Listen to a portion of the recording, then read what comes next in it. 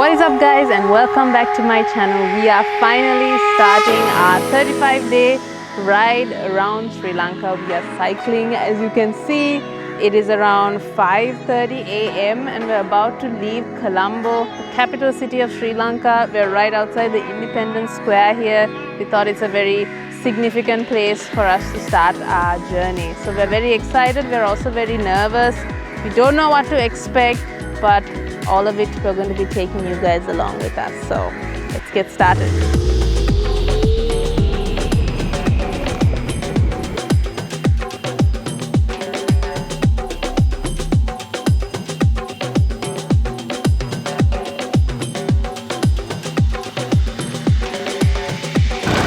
Stop on our journey around Sri Lanka is going to be the city of Negombo. So on your way you're going to come across the Hamilton Canal, one of the many canals that were built around Sri Lanka and were used as transport systems back in the day.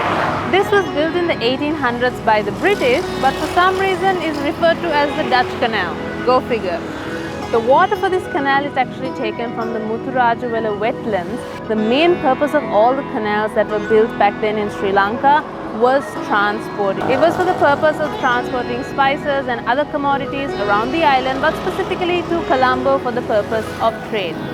This is a really interesting road that you take when you're on this route, because a lot of travelers don't take this road anymore because the highway is up and it only takes you about an hour or so to get to Negombo. But this is actually a very interesting sight to see, and a very historical one as well, if you would. And this canal actually doesn't smell bad, which is quite rare for canals in Colombo.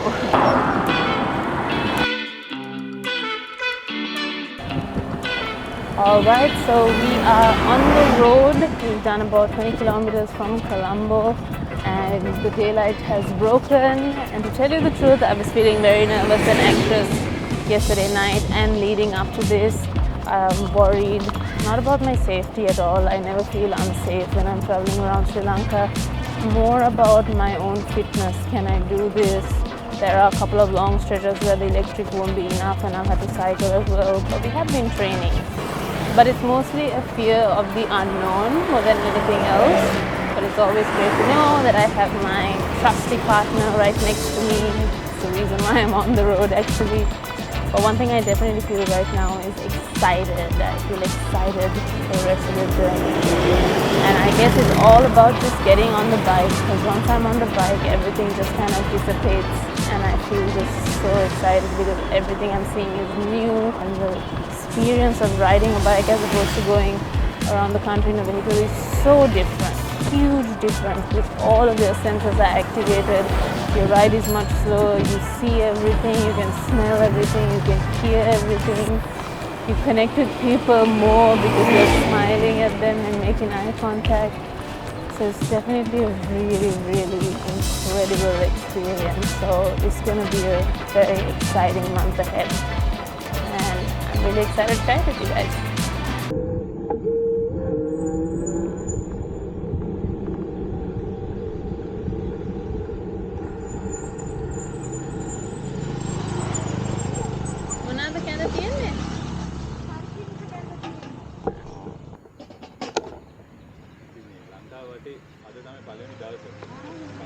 For some reason, when you travel by vehicle, there's this feeling of not wanting to make a pit stop because you're losing time.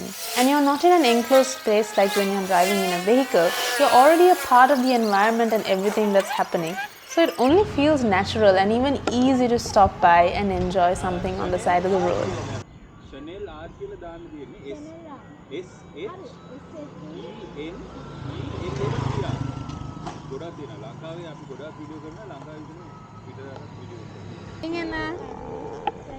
Thank you. So you are probably wondering why we decided to cycle around Sri Lanka.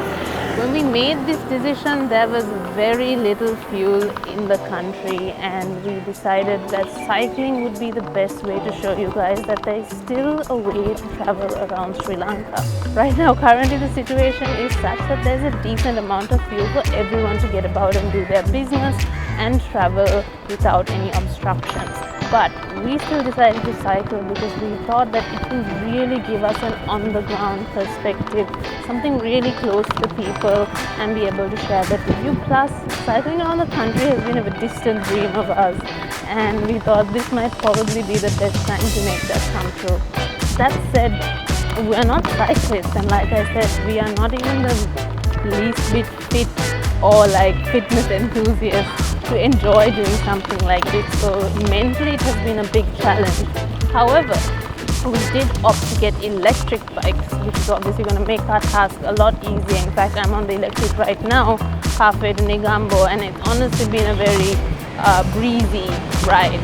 But there are some challenges that we will be facing ahead.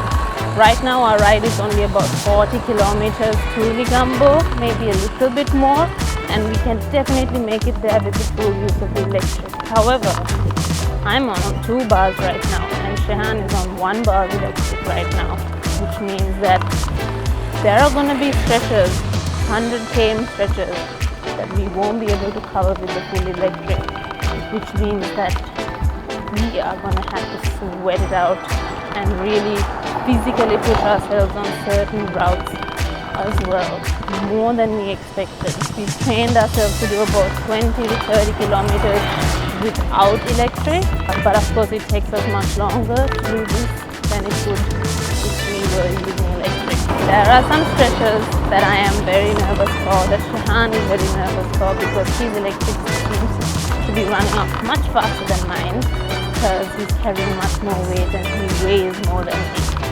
So those are some challenging moments that we might face up ahead that we need to mentally be prepared for.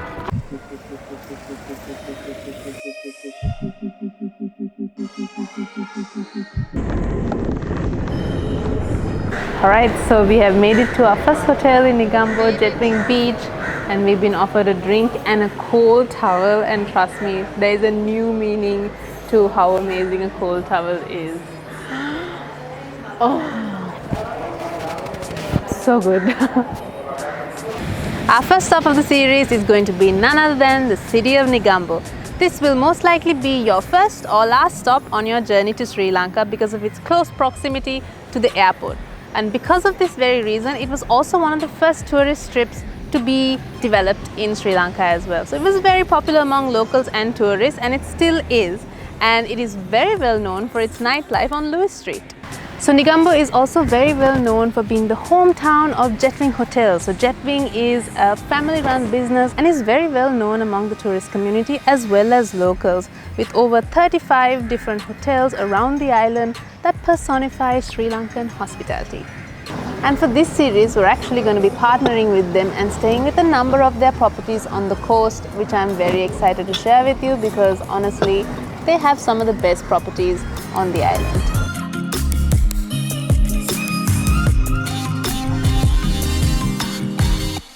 Alright, now we're about to show you something that's a little different from the tourism industry. We all know that Sri Lanka has been going through an economic crisis, and the tourism industry is one of the biggest foreign income sources for Sri Lanka. But today we want to show you some of the other income sources that Sri Lanka has, and you might actually be supporting these businesses without your knowledge. Today we are at the Maintainence DC factory, and we are going to show you all the different use cases of the humble coconut. Being a tropical island, coconut trees are not a rare sight, and coconut exports have been happening for many years in Sri Lanka. The main product being coconut oil, extra virgin. I'm pretty sure you must have tried coconut oil from Sri Lanka.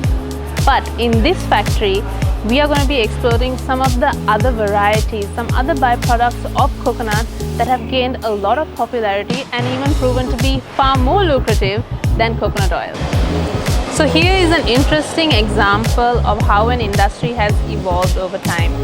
This is the copra, and this was actually the initial product that the coconut industry would try to make the best coconut oil. But what we're seeing here is that there are far more lucrative and better ways to use the coconut kernel to bring in more value and more profit. This specific factory is an eco-friendly, organic and sustainable operation that hires over 200 people from the local communities and processes over 500,000 coconuts a week.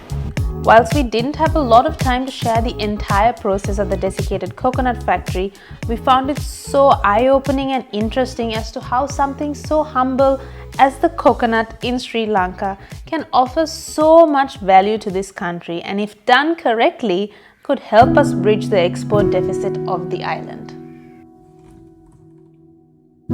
Okay, Shehan, what is happening right now? What are we doing? We are doing a M-check as Ilhan from psychology advised us to do every day. We're actually supposed to do it straight after our ride. Yeah, but we had some things to do. So yeah, we're starting from the back and then moving to the front, checking the tires, checking the PSI of the tires and things like that, getting to know our bike. Today was pretty good. Whoa, PSI is 25. That's literally half of what it's supposed to be. That's not good. Yeah, how was yours? 36. So yeah, that's not good. Let me check this. We might have to go get it checked. And that, my friends, is why it's important to check your PSI and do a daily check when you're riding around the country. Obviously, because we have a lot of weight on the back. But that might be a leak or something that we are going to have to check. Why would you say that? Also, if you're wondering where we are right now, we're in like a storeroom at Jetwing Beach that they have kindly let us keep our bikes in so that it's safe. There's no way we are going to leave it outside or in the outdoor parking lot. But this is great, so we can work on it from within the hotel, and it's very close by to us as well. So I think we can do like a Q&A section for this going forward, because we have to do this every day. So if you guys have any questions on our next day or vlog, we can answer them. Which will probably be on like the third day, I guess.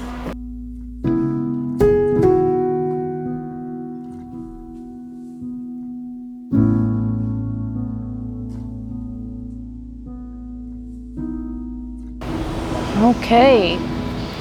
All right. We have made it to dinner on the first night of our Epic adventure. Yeah. What are your thoughts? We made it to Negombo, which is crazy. I can't believe we're here. Yesterday in the morning, actually yesterday and day before, all those days, I was so nervous. Like, all I could think about was, will I be able to do it? How hard will it be? Will we be taking too much time? It was all these kind of questions of whether I could physically do it. Yeah. But to be fair, today we rode on all electric. Yep. We know that we can do 43 kilometers on electric, on full power. But we yet to test our actual stamina and endurance. But also we learned, I think, quite a bit that filming all of this is going to take a lot more time than we anticipated. Yeah. And editing this is going to be even harder than we anticipated. Especially when we have things in between to showcase for the vlog. So, but we're gonna try. And we're going to live in the moment, enjoy the small victories. Yes. I deserve this today. A well-deserved. Probably not the best thing to have pre-cycling the next day, but I think it's well-deserved. Well-deserved. Cheers. Cheers, guys. Cheers, guys. I hope you all are ready along. for an amazing adventure. Even we don't really know what to expect. That's just the beauty of it, right? And then on to chill out. And we're not sure where we're staying yet. Which is another interesting part. So you will know what happens when it happens. When we know when it happens. Drop any comments if you guys would like us to try something along the journey. Yes, if you have any tips, places that we should check out that we might not have heard of.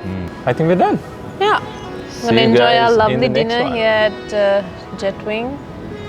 Food is amazing. And we will see you tomorrow. Or in the next vlog. It'll be in the next vlog for you guys. But we will see you tomorrow. Bye. Bye.